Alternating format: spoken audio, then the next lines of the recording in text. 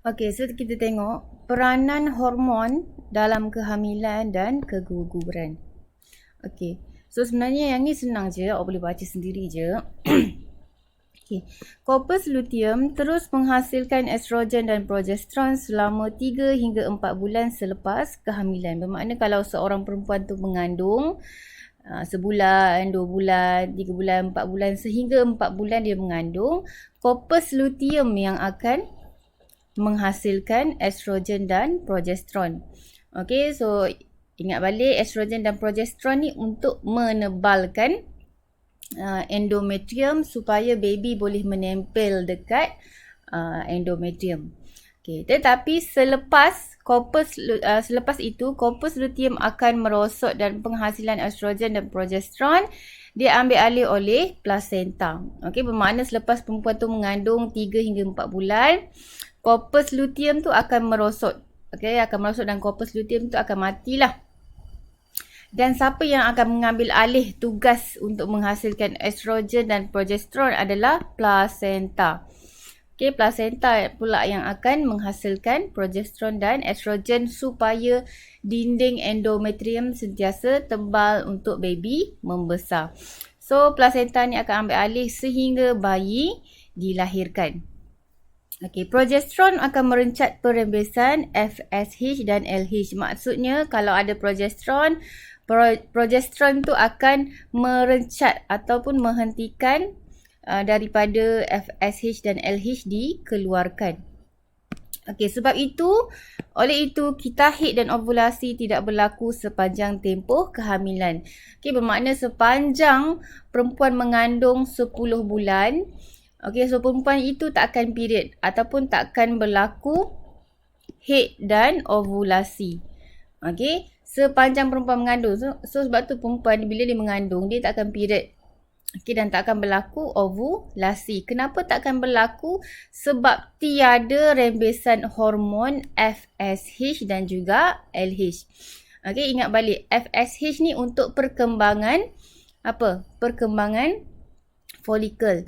So bila tak ada tak ada FSH, maksudnya tak adalah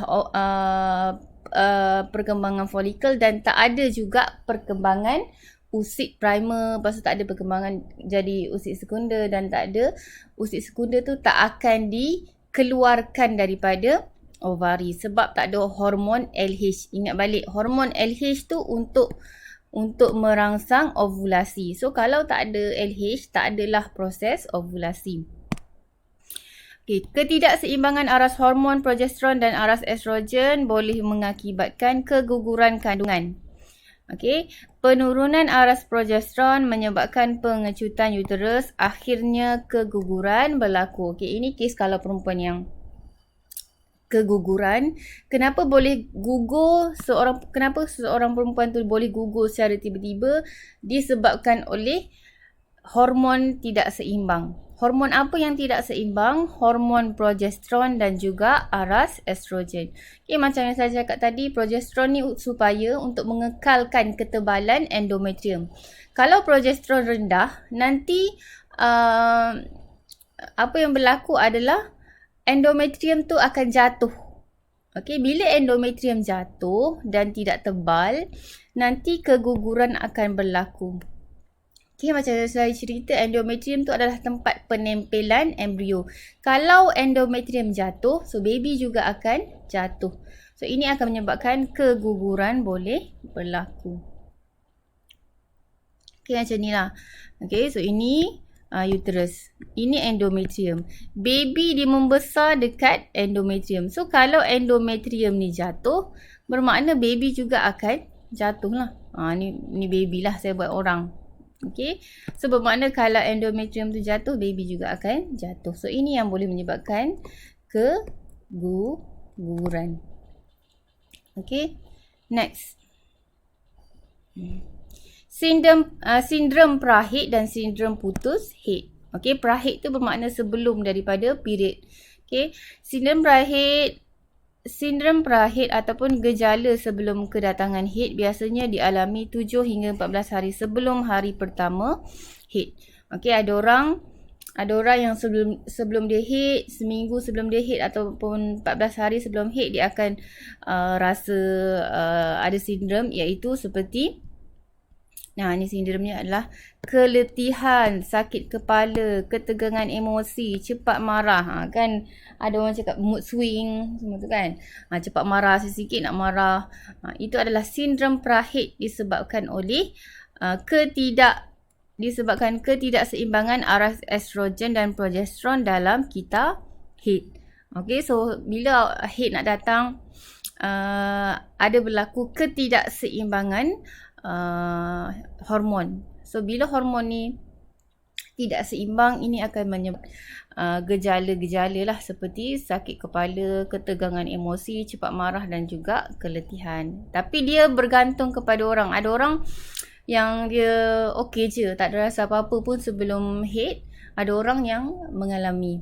Okay, dia bergantung kepada setiap individu. Seterusnya, sindrom putus head. Ini maksudnya menopause. Menopause ni, putus head berlaku dalam lingkungan usia 46 hingga 50 tahun. Okay, biasanya perempuan akan menopause 45 tahun ke atas.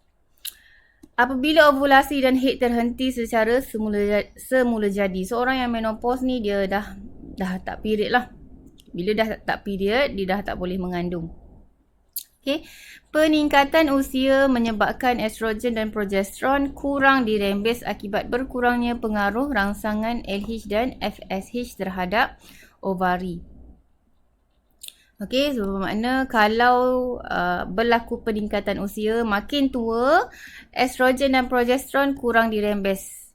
Okey, semakin tua, hormon ni kurang dirembeskan akibat berkurangnya pengaruh rangsangan LH dan FSH terhadap ovari. So, bila dah meningkat usia, hormon ni akan berkurang. Pada peringkat ini, ovari berhenti menghasilkan ovum. Individu tersebut tidak lagi berupaya menghasilkan zuriat. Okey, kalau perempuan dia ada fasa di mana dia akan putus head ataupun menopause. Kalau lelaki dia tak ada. Okey, lelaki sampai ketua pun, sampai mati pun dia boleh menghasilkan sperma. Okey, sebab tu ada lelaki yang kahwin 4, ada lelaki yang kahwin lebih daripada 1, kahwin 3, kahwin 4. Dalam usia tua pun dia masih lagi boleh membuatkan isterinya mengandung.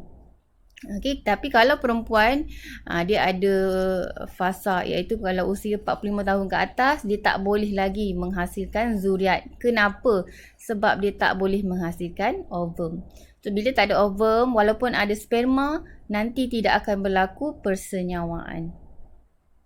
Okey. Next. Okay, kita tengok 15.4, perkembangan fetus manusia. Okay, so yang ini pun senang je.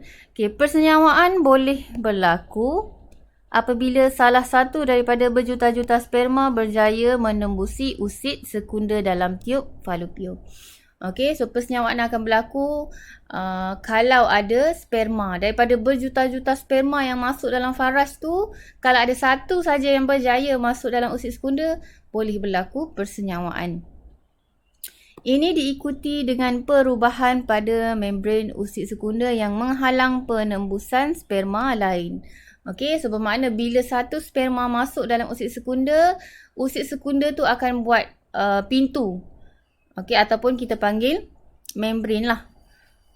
Membran usid sekunda akan berubah, dia akan jadi sperma yang lain yang berjuta-juta yang lain tu tak boleh masuk dalam dia. Satu saja yang boleh masuk dan dia akan tutup pintu. Okey. Seterusnya, persenyawaan berlaku apabila nukleus sperma bercantum dengan nukleus ovum untuk membentuk zigot diploid. Okey. So, bila sperma tu masuk saja, nukleus yang ada dalam kepala sperma akan bercantum dengan nukleus ovum. Okey, sebab dalam nukleus ni ada genetik. Okey, so dalam nukleus sperma ada genetik lelaki dan dalam nukleus ovum ada genetik perempuan. Okey, ataupun dalam nukleus sperma ada genetik ayah dan dalam nukleus ovum ada genetik mak. untuk membentuk zigot diploid. So daripada pencampuran genetik mak dan ayah, maka terhasillah zigot ataupun anak yang ada ciri-ciri genetik mak dan ayah. Kan mata ikut mak, hidung ikut ayah, mulut ikut mak. Ada percampuran genetik antara mak dan ayah. Seterusnya kita tengok perkembangan awal embrio sehingga penempelan. Semasa menuruni tiub falopio ke uterus, zigot membahagi berulang kali secara mitosis. Okey. So bila okey, tengok kat sini. Okey, bermula daripada sini, usid sekunda dikeluarkan dan belum bersenyawa. So kalau ada sperma, okey, ni sperma banyak kan. Tapi yang berjaya masuk hanya satu sahaja. So bila satu dah masuk, dia akan buat ada satu pertahanan lah supaya yang lain tu tak boleh masuk. Hanya satu saja boleh masuk. So bila dah masuk, zigot akan terhasil. Zigot ni akan membahagi secara mitosis daripada satu sel jadi dua sel. Lepas jadi dua sel, setiap dua tu akan berpecah dua jadi 4. Okey, dah jadi 4 sel, setiap satu sel tu akan berpecah jadi 2 dan akan jadi 8 sel. Dia akan mengalami mitosis berulang kali. Okey.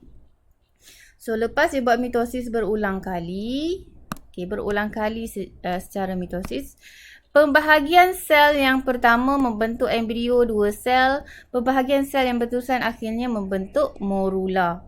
Okey. So bila dah membahagi secara mitosis berulang kali, akhirnya dia akan jadi morula. Okey, morula ni satu berbola sel. Okey. Ni awak tengok, satu berbola sel. Lepas tu apa yang berlaku? Morula berkembang menjadi blastocista. Okey, mana blastocista?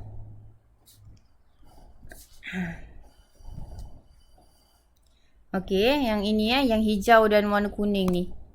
Okey, yang warna hijau dan warna kuning ni, ini adalah blastocista.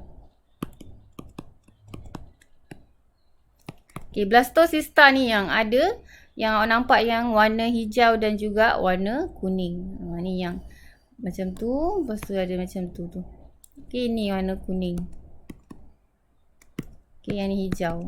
Okey, nampak dalam gambar tu, itu adalah blastocista.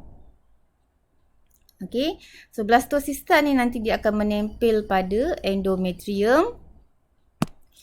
Blastocista menempel pada endometrium. Proses ini dikenali sebagai penempelan. Okey, kalau dalam bahasa Inggerisnya implantation. Okey, blastocista terus berkembang menjadi embrio. Okey, so yang blastocista nanti akan berkembang jadi embrio. Tapi yang part yang akan berkembang menjadi embrio adalah warna kuning. Okey, bahagian dinding blastocista tebal yang berkembang menjadi embrio. Okey, so awak tengok di label pada yang warna kuning tu. So yang warna kuning tu nanti akan yang warna kuning tu akan berkembang menjadi embrio. Okey, so ini part mudah saja. Next. Peranan hormon gonadotropin chorion manusia. Okey, so hormon inilah yang digunakan untuk detect sama ada perempuan tu mengandung ataupun tidak. Kan macam kalau perempuan tu bila dia kahwin, so bila dia kahwin, contoh lepas dia kahwin, period tak datang. Okey, dia tak berlaku haid. So dia dah agak yang dia ni mengandung. Kalau selalunya perempuan yang mengandung, haid tak datang. Okey, so perempuan yang dah berkahwin, dia dah dapat bajet dah. Kalau tak datang haid tu, maybe dia mengandung. So untuk memastikan sama ada dia betul-betul mengandung ataupun tidak, dia kena check dengan pregnancy test. Okey, so yang ni kita panggil pregnancy test. So macam mana pregnancy test ni berfungsi? Dengan cara dia detect kalau ada hormon HCG. Okey, hormon ni singkatan dia adalah hormon HCG. So pregnancy test ni dia akan detect sama ada ke tidak hormon HCG ni dalam air kencing perempuan tu. Okey. So hormon ini nama penuhnya hormon gonadotropin chorion ataupun singkatannya HCG. Okey. So bila seorang perempuan tu mengandung, plasenta akan menghasilkan hormon gonadotropin chorion manusia. Okey. Bila seorang perempuan mengandung, plasenta tu akan merembeskan hormon HCG. Okey, aras hormon ini meningkat pada peringkat awal kehamilan dan bertambah sekali ganda setiap 2 atau 3 hari sepanjang tempoh 4 minggu pertama. So, hormon ni makin lama dia akan makin meningkat. Fungsi utama HCG ialah memastikan korpus luteum terus berfungsi, iaitu menghasilkan estrogen dan progesteron di peringkat awal kehamilan.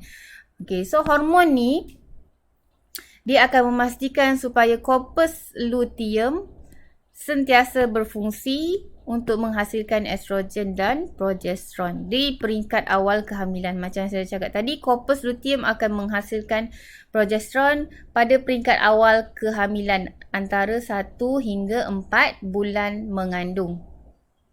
Okay. Hormon ini boleh dikesan dalam air kencing ibu hamil. So sebab tu perempuan yang nak cek sama ada dia mengandung atau tidak, dia ambil air kencing.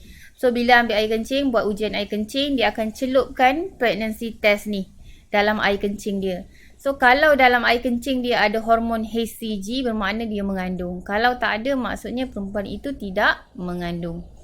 Okey, boleh faham? Kalau ada hormon HCG dalam air kencing, bermakna dia positif mengandung. Okey, kalau tak ada hormon HCG dalam air kencing, bermakna negatif, dia tidak mengandung. Okey, selalunya kalau ni awak tengok, ini adalah simbol. Kalau ada 2 line, bermakna mengandung. Kalau ada 1 line saja, maksudnya perempuan itu tidak mengandung. Okey. Seterusnya, peranan struktur plasenta dan tali pusat dalam perkembangan fetus. Okey, plasenta ni biasanya kita panggil uri. Okey. Mana satu plasenta? Okey, saya tunjuk kat awak. Okey, plasenta ni yang mana satu? Okey, ni ni gambar. Plasenta. Okey, ni plasenta. Plasenta ni bahagian okey, yang ni. Okey, itu plasenta. So dalam plasenta ni ada oksigen, nutrien daripada mak. Okey. Disalurkan melalui ni tali pusat. Kan? Ada tali pusat. Tali pusat yang menyambungkan antara plasenta dengan baby.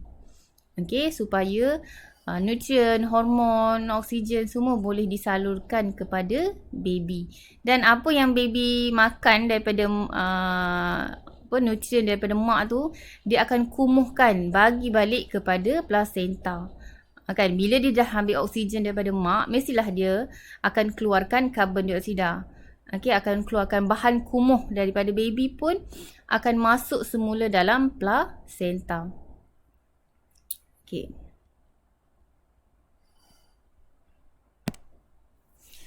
Plasenta terbentuk daripada tisu endometrium ibu dan tisu embrio. So plasenta tu sebenarnya dia daripada tisu endometrium ibu dan juga tisu embrio. Plasenta dihubungkan kepada fetus oleh tali pusat yang mempunyai salur darah untuk mengangkut bahan masuk dan keluar daripada fetus. So dalam tali pusat tu ada salur darah untuk menyalurkan apa yang diperlukan oleh baby. Tali pusat. Okey, tali pusat terbahagi kepada 2, vena dan juga arteri. Okey, apa fungsi vena? Vena mengangkut darah yang kaya dengan oksigen dan nutrien daripada plasenta kepada fetus, dan arteri mengangkut darah yang kaya dengan karbon dioksida dan bahan buangan bernitrogen seperti uretra dari fetus ke plasenta. Okey, so kita tengok kat sini. Okey, so macam awak dah belajar sebelum ni, sistem urinary, dia ada vena, ada arteri. Sistem peredaran darah, ada vena dan juga ada arteri.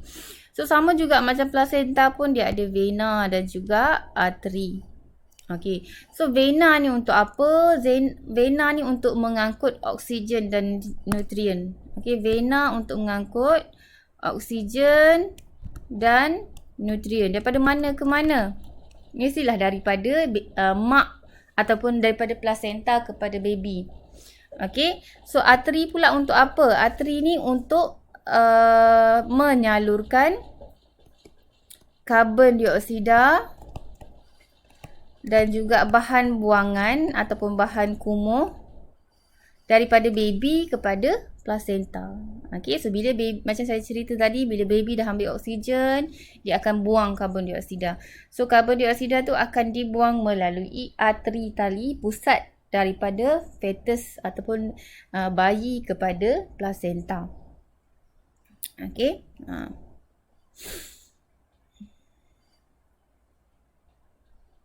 Next. Okey, apakah kepentingan plasenta? Okey, plasenta ialah tapak pertukaran bahan antara fetus dan bayi.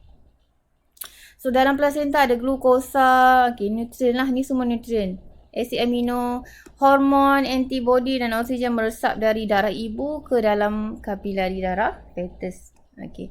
Karbon dioksida dan bahan buangan nitrogen seperti urea meresap daripada kapilari darah fetus ke darah ibu, yang ni dah diterangkan.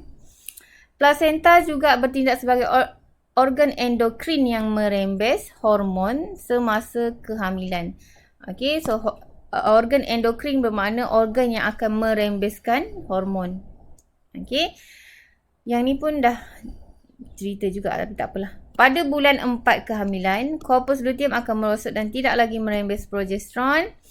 Plasenta akan menggantikan corpus luteum dalam penghasilan progesteron dan estrogen yang diperlukan untuk mengekalkan ketebalan endometrium. Okey, so plasenta ni dia ada dua fungsi. Satu untuk mengangkut oksigen dan juga bahan buangan daripada fetus, dan lagi satu untuk sebagai penghasilan progesteron dan estrogen. Okey, so dia juga akan menjadi organ endokrin yang merembes hormon progesteron dan estrogen selepas 4 bulan hamil.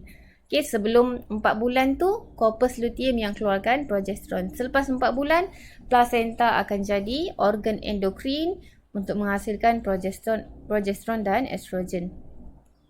Okay, seterusnya, sistem peredaran darah fetus dan sistem peredaran darah ibu.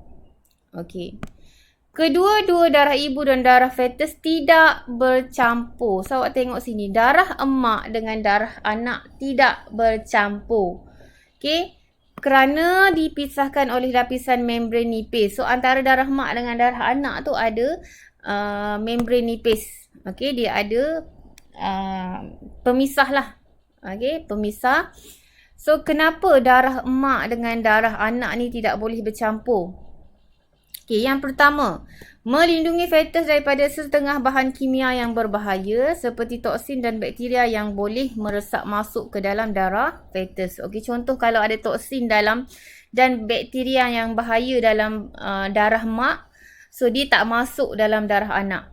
Okey, sebab anak dalam kandungan tu dia antibody dia kurang lagi. So kalau bakteria yang bahaya masuk dalam darah anak, nanti anaknya cepat dapat jangkitan dan boleh menyebabkan kecacatan ataupun kematian lah yang paling teruk. Okay, sebab baby kan dia antibody-nya tidak kuat. So kalau ada toksin ke bakteria, nanti boleh membahayakan baby dekat dalam perut. Seterusnya, menghalang salur darah fetus yang halus daripada pecah akibat tekanan darah ibu yang tinggi. Okay, so tekanan darah mak dia akan lebih tinggi daripada fetus. Okay, so kalau darah mak tu bercampur dengan darah fetus, nanti salur darah fetus yang halus tu dia boleh pecah. Okay, disebabkan tekanan yang tinggi daripada darah mak. Okay, sebab tu darah mak dengan darah anak tidak boleh bercampur. Sebab kan baby, bila baby dia punya salur darah pun halus. Okay, kalau ada tekanan tinggi boleh menyebabkan salur darahnya pecah.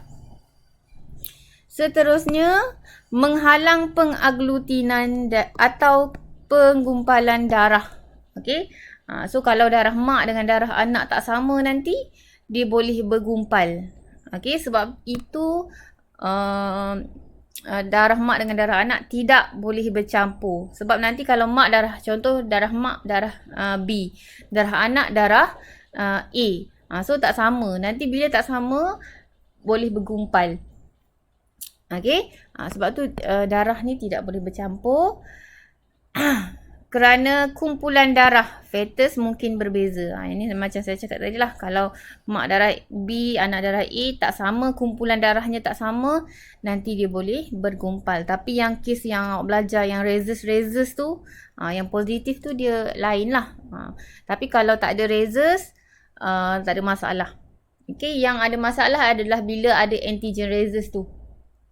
Okay, so yang tu boleh bermasalah. Darah anak dengan darah mak boleh bercampur. Okay, lapisan membran nipis tersebut tidak dapat menghalang resapan bahan seperti dadah atau ubat, alkohol serta asap rokok yang diambil oleh ibu. So sebab tu mak ni dia tak boleh apa? Tak boleh hisap dadah, tak boleh ambil ubat, tak boleh ambil alkohol, tak boleh ambil asap rokok. Sebab apa mak ni tak boleh buat semua ni? Sebab lapisan dinding, lapisan membran nipis tidak dapat menghalang resapan bahan. Okey, kan kita cakap tadi ada membran nipis antara darah mak dengan darah anak. Tetapi lapisan ni dia tidak boleh menghalang dadah, ubat, alkohol. So kalau mak buat semua ni, benda-benda tu akan masuk dalam salur darah anak dan sangat membahayakan anak. Okey, boleh menyebabkan kecacatan dan juga kematian. Okey, so mak ni tak boleh lah ambil benda-benda macam tu kan. Ambil benda yang sihat saja, makan buah, banyakkan kalsium. Dan ubat pun tak boleh ambil. Masa perempuan mengandung dia tak boleh ambil apa-apa ubat.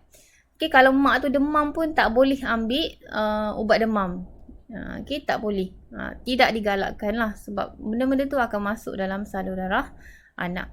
Virus seperti HIV dan rubella juga dapat menembusi plasenta dan meresap ke dalam peredaran darah fetus lalu menjejaskan perkembangan fetus. Okey, so kalau mak ada HIV ataupun apa-apa virus yang masuk, so nanti sebab virus ni adalah satu benda yang sangat kecil. Macam coronavirus kan, dia sangat kecil sehingga dia boleh melepasi lapisan membran nipis antara salur darah mak dengan salur darah anak.